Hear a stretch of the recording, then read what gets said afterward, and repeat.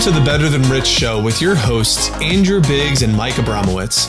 The Better Than Rich Show helps ambitious leaders who are on a mission to leave the world better than they found it, change their perspective on what's important, increase their income and impact, and systemize their life and business. If you've ever struggled with finding your purpose, have felt disconnected or distracted, or found yourself going through the motions, this show will remind you that what you do matters and will re-inspire you to chase your highest dreams. It's time for you to become better than rich. All right. Good morning, everyone. Welcome to the Better Than Rich Show. I'm so excited to be here with you, and I am again joined by my co-host, Mike Abramowitz. Mike, how you doing this morning? Feeling good. South Carolina right now, making our way up. We've been kind of like all over the place as we're getting this thing started. I was in Dallas. Yeah. Where are you at in South Carolina? We're outside of Columbia on our way up to West Virginia. So it's what's been the nice. purpose of this trip?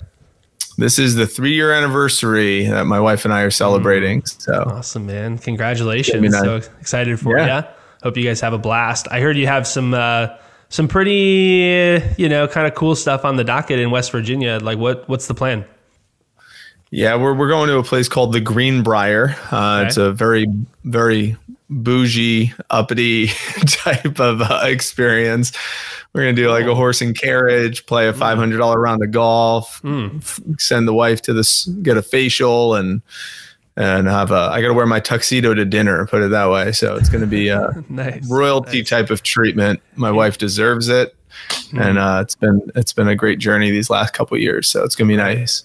Awesome, man. Well, congratulations. Enjoy your 3rd wedding anniversary. And yeah, I can't imagine what a $500 round of golf is going to be like, but I can't wait to hear more about it. So today our topic is leadership, and we're going to be talking all about leadership principles, timeless leadership principles that can help you go from being average to being great.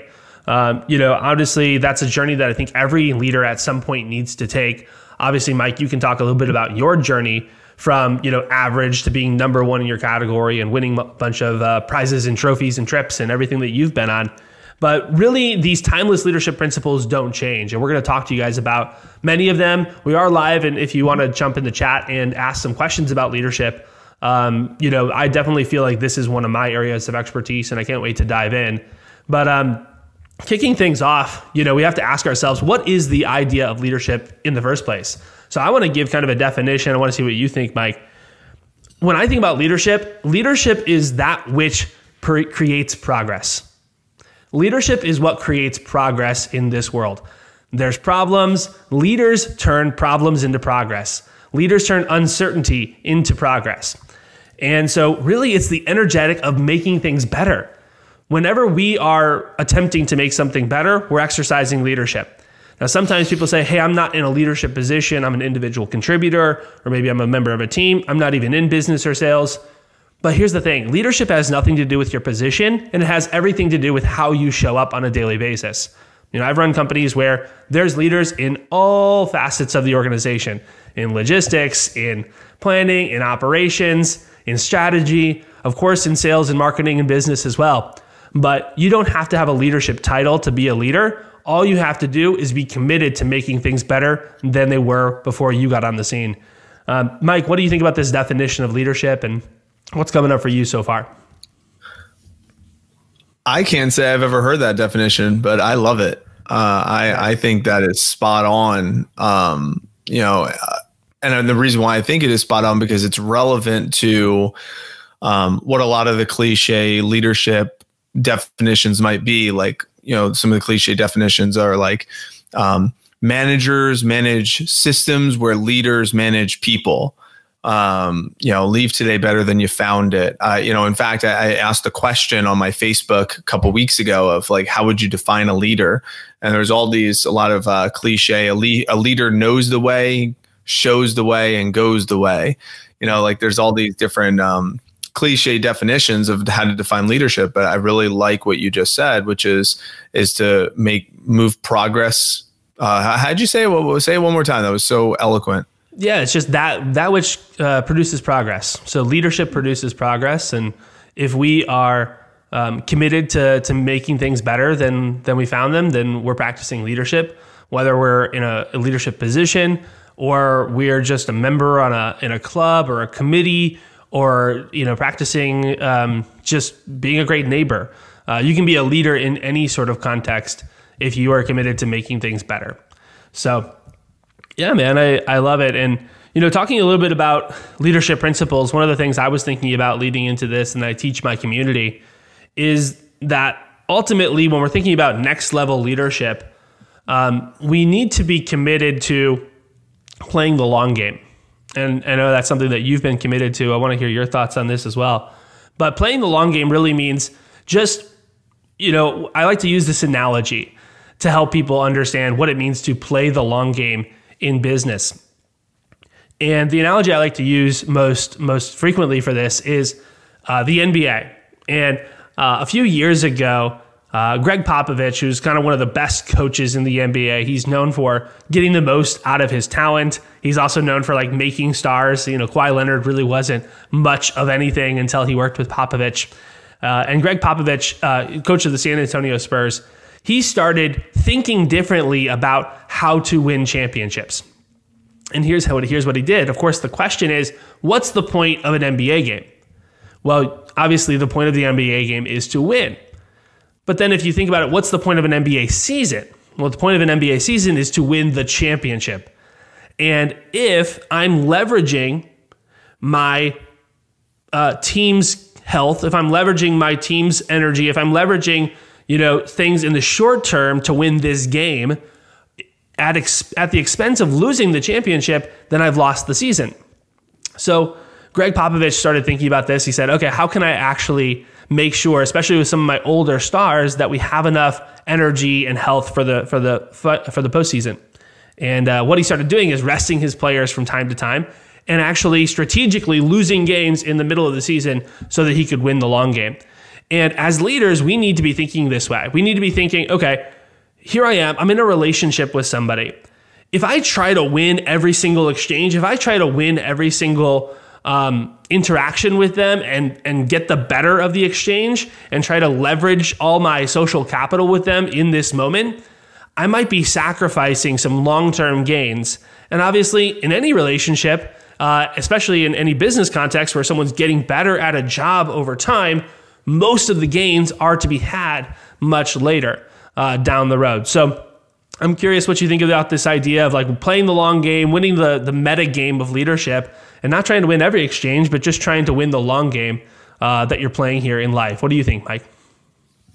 It's very relevant to me right now in my business with Vector and Cutco, because our district team is on the verge of doing something that's never been done before. To give some context, this year we're going to be number one, and we're over $2 million in sales as a district team right now. And the record all time for a district team is 2.6 million, which has been standing for the better part of 10 years. And we have a chance at doing that next year. We have 10 managers that are ready to open up offices next summer. We're going from, essentially, including mine, we're going from 4 offices to 11 offices. So we're going to grow exponentially as a district team next summer. We are going to go from 4, maybe 5 assistant managers working in my office to a better part of 15 or 16 assistant managers in my organization. So we have a lot of development.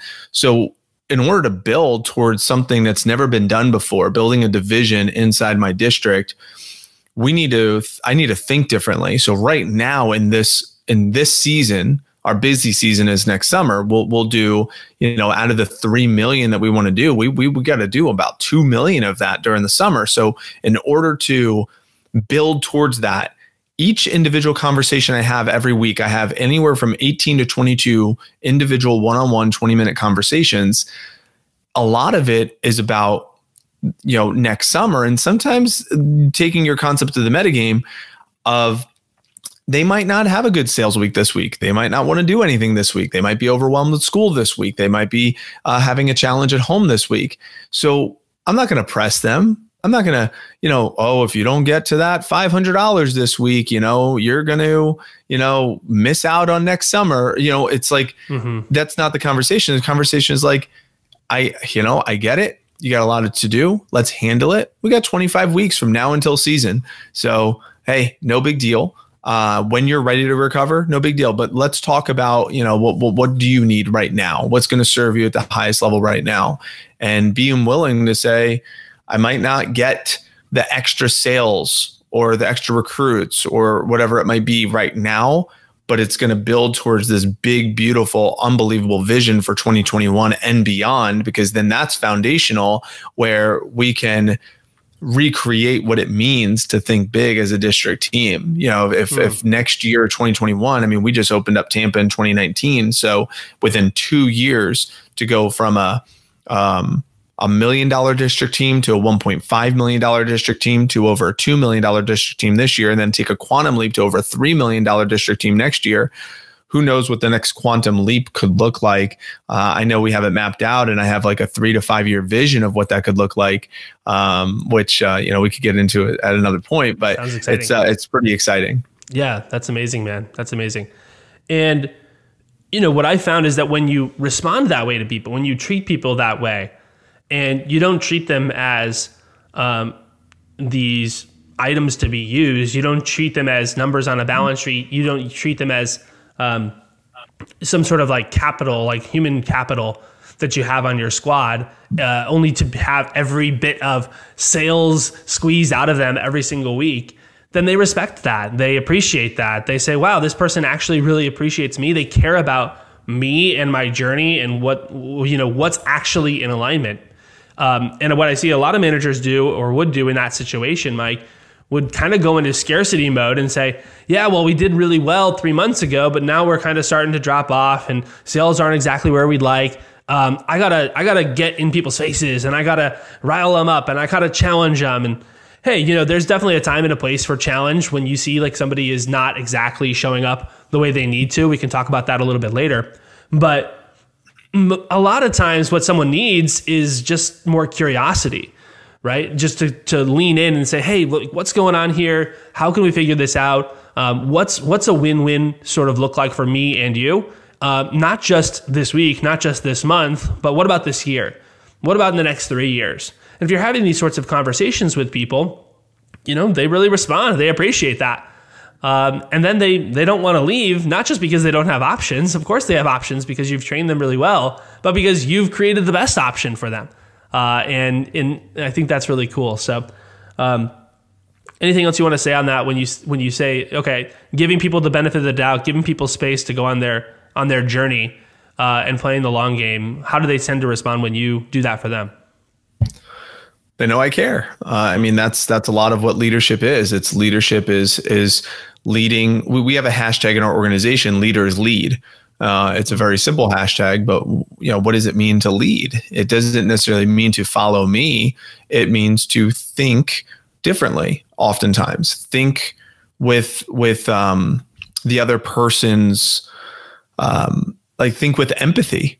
And sometimes I need to do that. And in order for me to show up and give empathy to them and for them, I often need to show up and give empathy and show up for myself. Hence why we had previous conversations on this podcast about meditation and self-care and self-awareness, because if I'm not taking care of myself, then I might project onto them. If I'm playing injured, playing injured, it's good. It's a good solution. Sometimes it's not a long-term solution, but it's good. It's good to play injured. We learn a lot, but man, fatigue, it makes cowards of all of us. So if I'm playing injured emotionally and I go into a conversation with someone who's also playing injured emotionally, there's a chance that I'm going to project some of my own insecurities or tendencies onto them, and I'm not going to serve them at the highest level. So that's why I got to handle my stuff on my own time so I can show up and serve them. Hence hashtag leaders lead. I got to lead myself before I can lead you. And in order for me to lead you, I need to empathize with you. And that takes more energy. That takes a little bit more focus. That takes more intentionality. That takes the ability to listen. That takes patience. That takes a desire to understand. And sometimes that is that is tough. That's tough to do, which is why the price of leadership sometimes is sometimes a costly one. Right. I love what you said. Playing injured is okay sometimes, but not as a long-term strategy. It's like playing injured is good if it's game 7 and you need to win. But let's face it, in business, there's always another game. There's always another, play to be had. There's always another way to go. And so we really shouldn't be playing injured almost ever in business, unless it's a super, super, super busy time in our business and we're experiencing massive growth. So yeah, I love that idea. One of the principles I was going to talk about here that I wrote down, that I really believe is like a presupposition of a great leader. And what a presupposition is like a core belief, and it's a lens that we look into the world with. We look into our relationships with. I was talking to my community about this last night, and I was saying, okay, hey, let's say you and your dog go on a walk, and you're going on a hike. It's this beautiful landscape. You're walking up the mountain, and you get to the top of the mountain, and you look out, and all of a sudden you see this amazing, beautiful rainbow out in front of you. And I asked them, I said, hey, who's going to enjoy the rainbow more, you or your dog? And of course, they said, well, I will. I said, why? They said, well, the dog is colorblind. And so the idea here is that, well, the lens that you look into the world is going to shape your perception. And a great leader has certain belief systems that they look into the world with, that they look into their relationships with, that is very different than the average leader. It's very different than the non-leader. And one of the belief systems that I see great leaders have is that everything is possible. Everything is achievable. And by the way, I'm not some sort of rah-rah guy. I don't really love to hype things up too much, but I really love this idea that everything is achievable with the appropriate strategy. And if we can look at the world that way, that every time someone comes to us and says, hey, I want to accomplish this, or I want to start my own business, or I want to make $1 million next year. I had someone come and say, I want to be one of the 100 most influential people in the world, when I'm older. I said, okay, cool. Like, what are we going to do to get there? Like, what's step 1? What's step 2? What's step 3? How are we going to make it happen? You're talking about doing a $3 million district at some point. 2.6 million is the record. Like, the question isn't, is this going to happen? The question is, how are we going to make it happen? And that's a very different question that I think leaders ask that non-leaders don't. A lot of times they're simply going to write things off because it seems impossible, or because someone coming to them with a big goal, they're actually thinking bigger than the leader is themselves, and they feel threatened and they want to throw cold water on it. What do you think, Mike? I think that oftentimes the leaders are sometimes they put pressure on themselves, and they lead from ego sometimes, and like a self-righteousness where they have, because kind of like what you said, like they have a title, so they don't, you don't necessarily need, so they're position-based leaders. So they're leading from a position, or they're leading towards a direction. So they're directional leaders. So a directional leader might say, a directional leader might sound like this: I'm building a $3 million district team. You are really good at working with people. I need you in my vision to build this $3 million district team. Come with me. Let's go in this direction. So it's like a directional leader, and that works. It's like, I have a vision, you're coming with me, and we're going to go. However, I don't know if that's sustainable for a long period of time, because that person might develop resentment if it's directional leadership, if it's only based upon my direction. So I want to also know what their lens is. I want to know, what do you want? What is important to you? What are qualities that you currently possess, and what are the qualities that you want to strengthen and you want to get better at? What is it that you see for yourself in the future? If life played out perfectly, what could it look like? Cool. How could this be a vehicle to get you closer to where you want to go instead of further away from where you want to go? Who do you need to become? And can this vehicle help you get there? That way, they're going to be anchored to my direction by their reasons versus mine. Mm-hmm. Totally.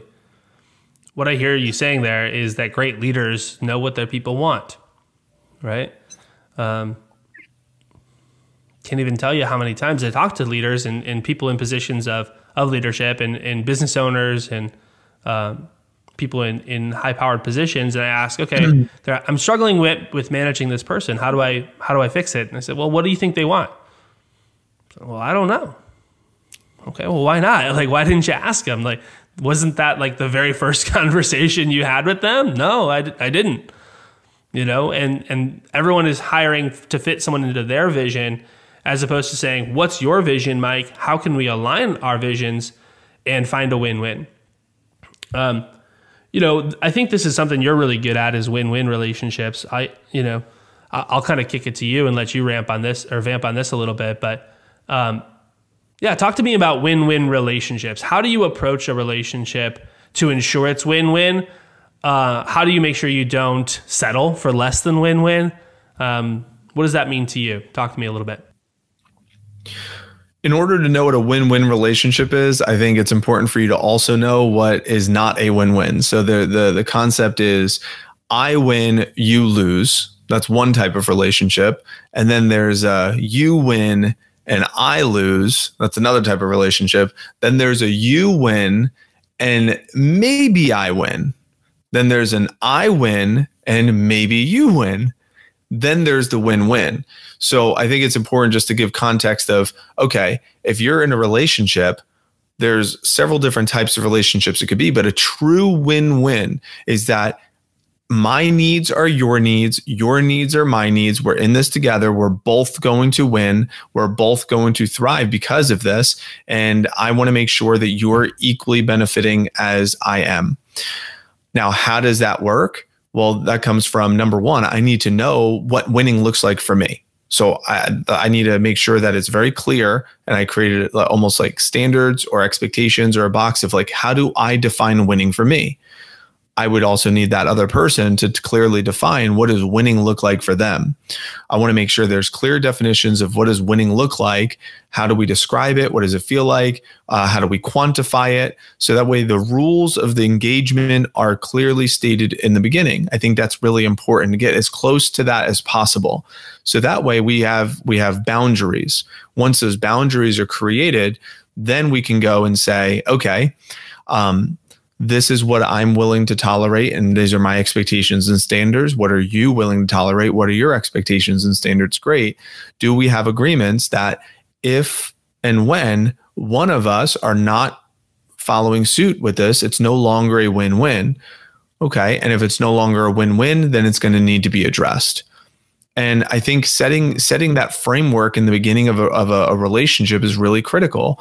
And that way we have something foundational. So that way if and when someone is not holding the line and doing their part, we can revisit the original agreements of what we discussed in the first place. And I think oftentimes it's overlooked because sometimes it's uncomfortable, or sometimes we don't know because we're so often just go mode that we don't take a time to actually think, and we don't quantify, and we don't actually look at what do I want? And that sometimes is step one when it comes to being a leader. It's like, what do I want? And what do you want? So I think that's in my opinion, that's a foundation for the win-win concept and the win-win relationship. Totally. And it's also being willing to let people go if it's not a fit. You know, sometimes something's just not a win-win and there's no way to make it happen. And that doesn't mean that relationship has to end. That doesn't mean that, you know, there's anything there has to be any ill will there. It might be a little disappointing. It might be a little sad sometimes to see a relationship change or move or watch someone move on from your organization because there's no way to find a win-win anymore, but that's okay. And having an abundant attitude means I don't need any single person on my team. I'd love to have them, but I don't need any single person. And I think that so many people get attached to keeping people inside their organization simply for familiarity or comfort or the cost of change, and they kind of settle for something less than win-win. And I see this happen all the time. I think we really need to raise the standard if we're going to be great leaders to say, I want everyone in my organization to be winning and winning as much as possible. And everything that everybody I have a conversation with, everything that I'm talking about is really aimed towards that win-win relationship. So super important to have that abundant attitude to say, we're going there with or without you. This is my vision. I'm going to get there. I don't know exactly what the timing looks like, but I know where we're headed. We'd love to have you on the team. Here's why. Here's how I could potentially see you fit in. But what do you think? Do you think this is a win for you? Okay. If not, what would you need to make it a win? What do you value? What's important to you?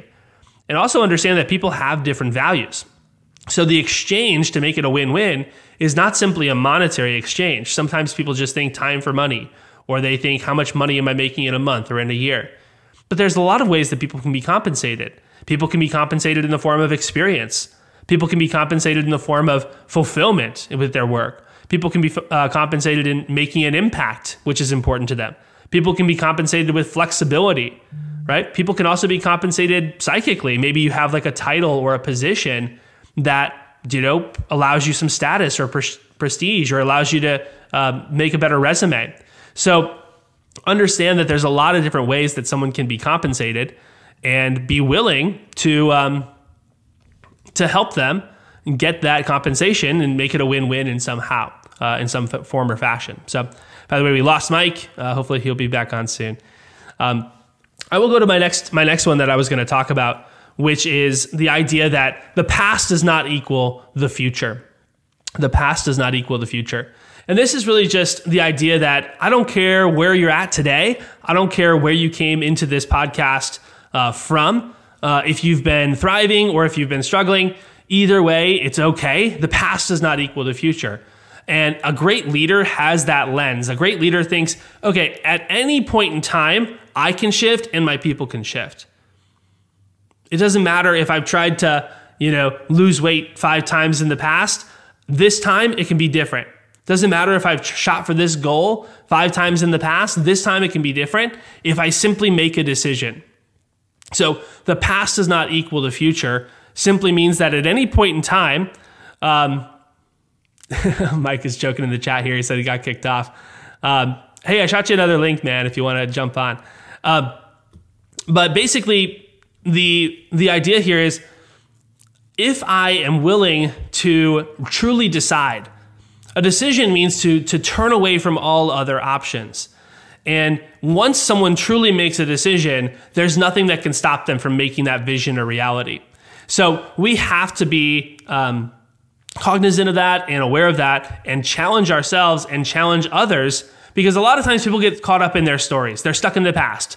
Hey, I'm just not an organized person. Or, hey, I'm just not great at this, or I'm just not great at that. I'm just not consistent. That's just how it is. It's like, that's not how it is. That's the past. If we made different choices, if we made different decisions today, we could change that for the future. So just realize that one of the lenses, one of the presuppositions, one of the core beliefs that I see great leaders have is that the past doesn't equal the future. So they're always open to the possibility of transformation. Always stay open to the possibility of transformation. This also makes sure that people aren't fixed in your mind, that people aren't permanently broken, that people aren't permanently flawed. Anybody can change at any point in time. It's a foundational principle of what it means to be human. We all have a personality, but it also changes over time, and we grow and we mature over time. And not giving people that opportunity, seeing them as fixed entities where the past does equal the future, limits that possibility of transformation.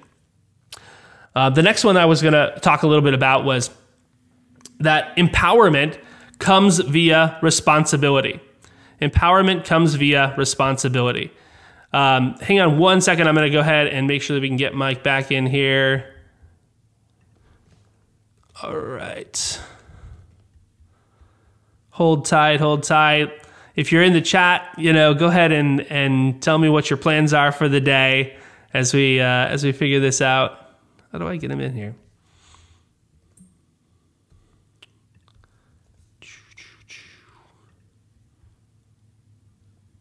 All right, we might just have to roll without you, Mike. I don't know.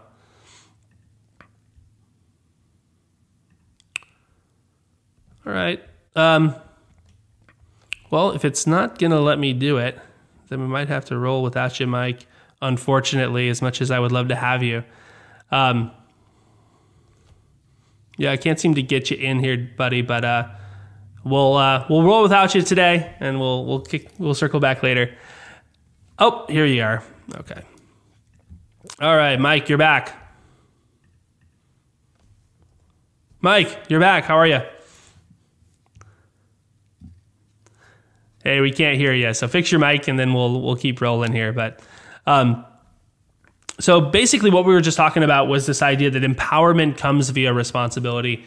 What I really mean by this is it's our job to actually help people become autonomous individuals.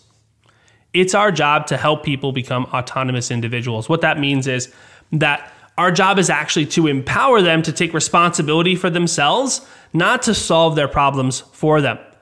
And a lot of times we want to give people answers as leaders. A lot of times we have the answers. And so all we're going to try to do, I see this is a rookie mistake for leaders, and they mean well, and it actually is somewhat effective, but it's not effective in the long term.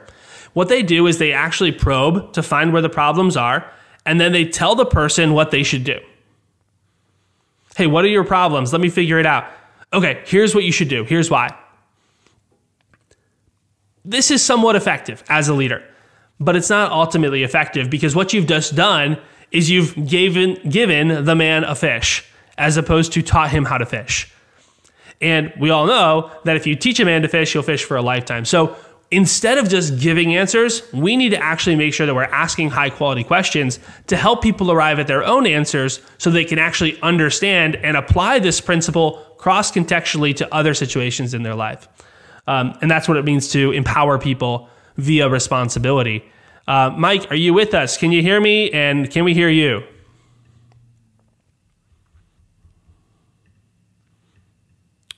Nope, we can't hear you. So nice try, but not sure what's going on with your mic. But anyways, empowerment comes via responsibility. This also means we avoid codependent relationships. Codependent relationships are relationships where obviously there's a dependency on each other. And a lot of leaders like to be needed by their team. A lot of leaders like to be needed by their staff.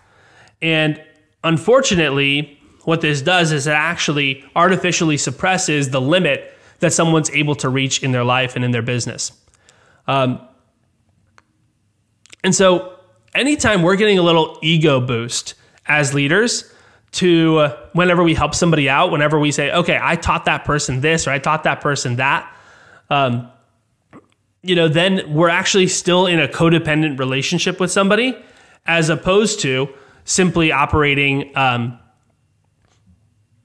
with the idea to create them, help them become autonomous. So this is going to help you avoid codependent relationships and help you actually create independent, autonomous individuals that are going to be able to go out there on their own. Cool, dude. Mike, are you still with us or no? Why don't you try unplugging your mic and maybe just going with the standard microphone on your computer. We're rolling with the technology. We're getting everything figured out. It's all an experiment. Thanks for bearing with us, guys. We got about probably 10 more minutes today anyway, but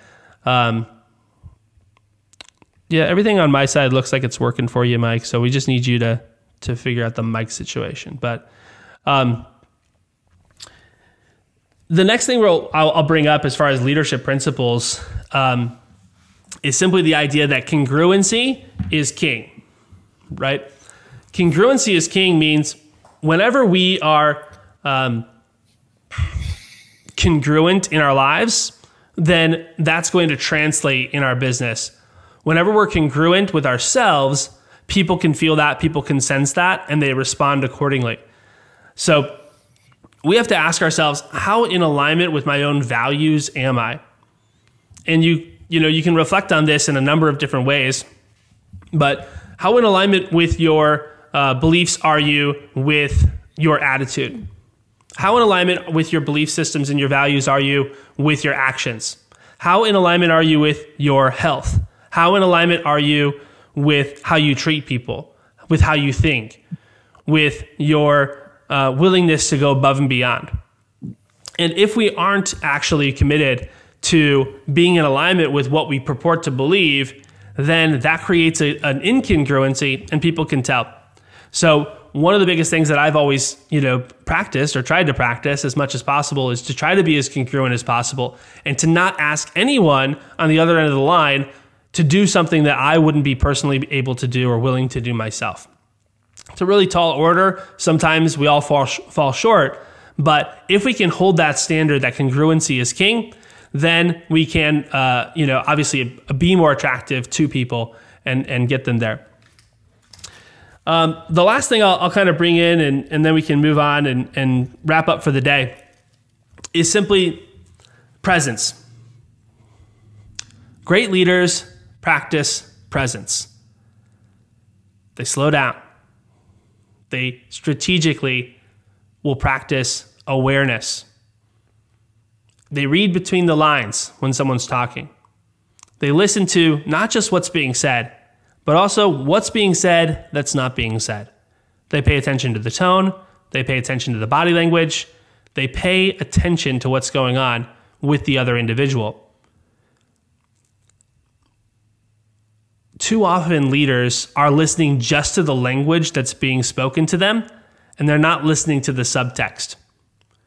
It's our job to pay attention to the little signs and subtleties and clues that our people are giving us that is saying, hey, something's going on that I don't feel comfortable sharing just yet. Hey, I actually have a limiting belief about my capacity to perform this task, and I'm afraid to tell you. When a leader chooses to become present and listen and pay attention and be curious enough to ask the follow-up question, hey, I'm sensing a little hesitancy. What's going on, man? Hey, do you mind if I ask you a follow-up question there? I think there might be a blind spot here for you that you're unaware of. Are you open to some feedback? We're able to deliver messages that other leaders aren't able to receive, that aren't able to give. We're able to give them in a way where it actually can be received and the person can integrate the feedback rather than getting defensive. So practicing presence is the last thing I'll leave you with. I know we had some technical difficulties today.